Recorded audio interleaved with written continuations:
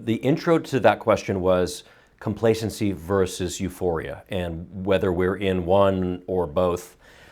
I don't know. It doesn't feel like you can get to euphoria as quickly as it's been. We've only had a few months since that steep drawdown, and we certainly we're in the midst or maybe at the tail end of a V-shaped recovery. I think complacency feels more accurate than euphoria. There are certain parts, I think, there are certain people, market participants that are experiencing euphoria.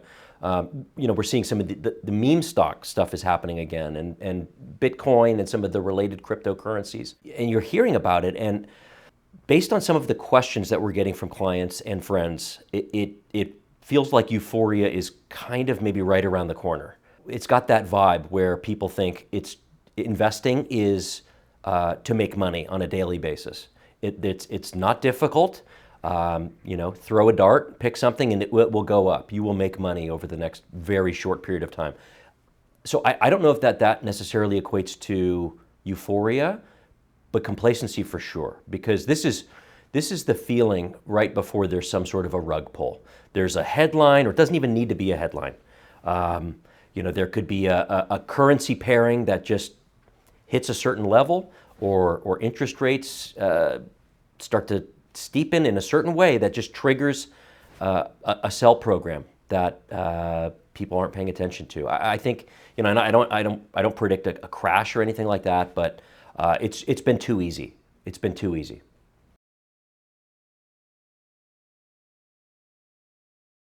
Short answer is yes, I think. I'm not an economist or necessarily an inflation expert, but yes, I mean, there's contributing factors to how the Fed measures inflation, and if a large portion of the measurement is going down, then yeah, that can offset the parts that are maybe not necessarily going up, but are stubbornly not going down yet. Housing prices and rents have definitely started to come down, and people are feeling it. Here in Southern California, Florida in particular, those are two areas that it's noticeable, I think. And that is a good thing if you are somebody who simply is watching inflation and wanting for it to go down in order for the Fed to get involved with possibly cutting rates. Now then, of course, there are follow-on effects from the Fed acting. Should they decide to cut rates or embark on a cutting cycle, there will be effects to that. And I think a lot of people are under the impression that the Fed cutting rates will finally provide some welcome relief to mortgage rates and the housing market, and not necessarily. Again, and we've hammered this point before, but I don't think the majority of investors understand that the Fed only controls short-term rates. No impact directly on long-term rates, which is what controls mortgage rates. The 10 and the 30-year Treasury, those could theoretically go up with the Fed cutting. What that would do is it would steepen the yield curve. Short-term rates would go down, long-term rates would go up. Long-term rates they behave based on growth expectations and inflation expectations, and also supply and demand for treasuries.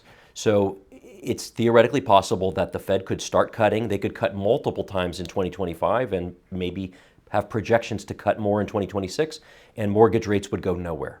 They would stay exactly where they are, or maybe even go up a little bit. So that would be good if you're somebody who just wants the Fed to start cutting, but it wouldn't really have a material impact on housing, and I don't know how it would affect risk assets.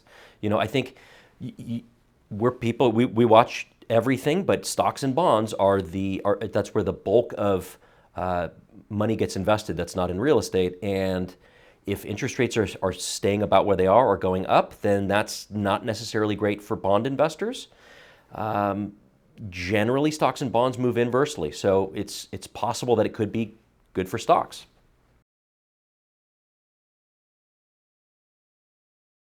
So that is the dynamic that's being sold to the public. Powell is acting politically by keeping interest rates stubbornly high. I don't really even know what data point you would be looking at to support that, because markets at all-time highs. clearly the market is not having any issue with the current state of interest rates. Nevertheless, if he is pushed out, fired, encouraged to resign, or just decides he's had enough,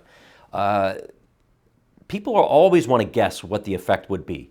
And I don't think anybody knows. I think even if you were to install a new Fed chair who promised to cut interest rates, again, going back to the previous question, they could cut the Fed funds rate. They could do that, but there's no guarantee that we know how the long end of the curve is going to respond. And it might be the exact opposite of what this administration wants.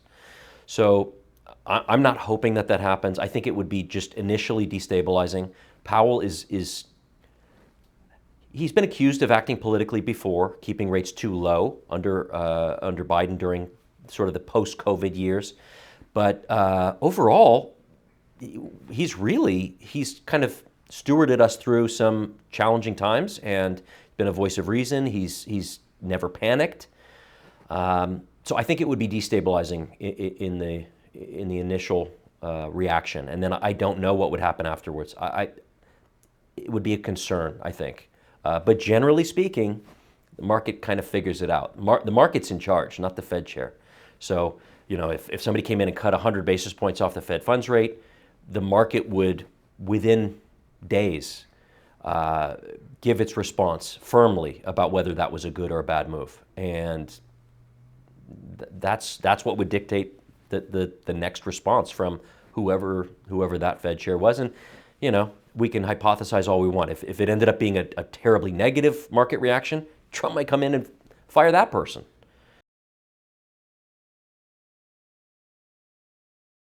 The question itself and how it was posed is so perfect. It's a little bit of a tragedy and a comedy all at the same time.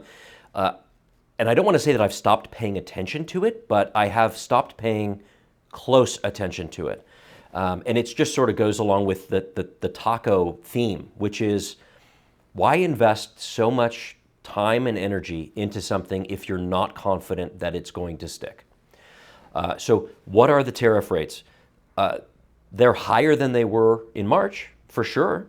And I think there are some stated rates that are higher now than they were even after Liberation Day. So there was the huge tariff implementation that was announced on April 2nd. Market responded negatively. Several of those tariffs were walked back, and now they've been sort of reproposed to start on August 1st. Now today is July 21st, so we're a week and a half away from that deadline. I think these deadlines are put several weeks out for a reason, and it's because my opinion is that we don't actually want to implement this level of tariff. I don't believe that the current administration and the trade representatives actually think that there's going to be meaningful revenue generated by slapping a huge tax on trade with our most important partners. I think it's all a negotiation tool. I don't know where we end up. I think they're looking to get some sort of a deal or something that they can promote as a positive development with each of these major trade partners before August 1st. It's my opinion about what the goal is. Now, of course, I could be wrong, and these negotiations may fall apart, and August 1st may come around, and we may have massive tariffs that go into effect, and we will have a negative market reaction if that's the case.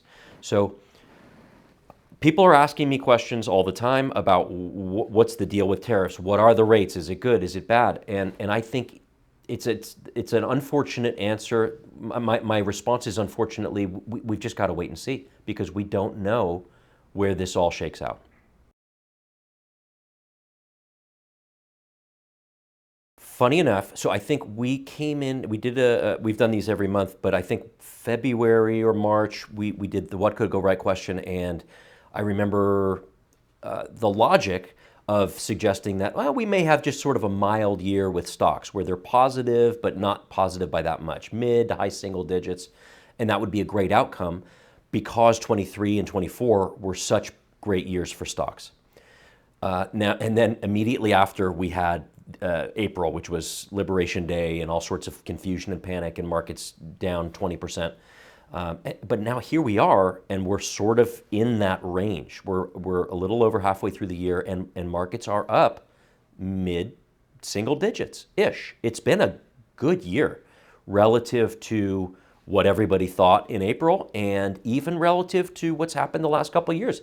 Imagine having plus 20 plus percent years back to back, and then being able to hold on to those. So obviously April was a little bit of like a bucking bronco, like hold on if you can. But here we are, and what could go right has gone right in spite of a lot of wrong, a lot of potentially damaging headlines and policy threats. Not changes, but policy threats. So for the rest of the year, what I would like to say is stocks maybe don't have to go anywhere from here through the end of the year for it to still be an okay year. And I favor, just purely based on the risk that I believe exists in the market, I favor bonds for a period of time until we get another correction. And I'm not predicting one. It's certainly possible stocks could go up another 5% from here between now and the end of the year. That's possible, but with stocks come risk. I mean, stocks have a significantly higher standard deviation than bonds for a reason. You're getting a higher long-term return in favor of giving up the possibility that overnight you could be down 5 to 10%. So, long way of saying, I think err on the side of caution for the time being. Not because I predict something bad happening, because I don't, but I think stocks are fully valued based on all the information we currently have. So what could go right for the rest of the year is that very little could change. That would be totally fine, I think, with our clients. And if something does go wrong, you're going to be happy that you own bonds because you're earning higher than zero. You're earning somewhere between 4 and 5% annualized, and in some cases with tax benefits. And you're not taking the same amount of risk as you are with stocks.